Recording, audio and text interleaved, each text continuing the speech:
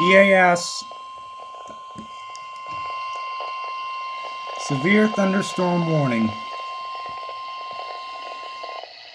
Not for us, though. The National Weather Service in Lincoln has issued a severe thunderstorm warning for northwestern Woodford County, northern Peoria County, eastern Starr County. Western has issued a severe thunderstorm warning. Two EASs in one. At 7:47 p.m., a severe thunderstorm was located near Ham City, or 10 miles west of Peoria, moving northeast at 35 miles per hour.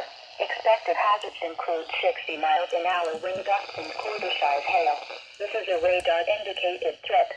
The following impacts are expected. Hail damage to vehicles is expected. Expect wind damage to roofs, siding, and trees.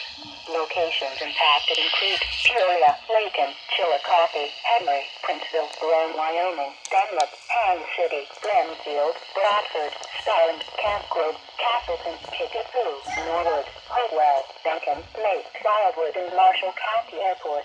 This includes the following highways: Interstate 474 between mile marker 0 and 1. Interstate 74 between mile marker 73 and 87. Interstate 74 between mile marker 73 and 87.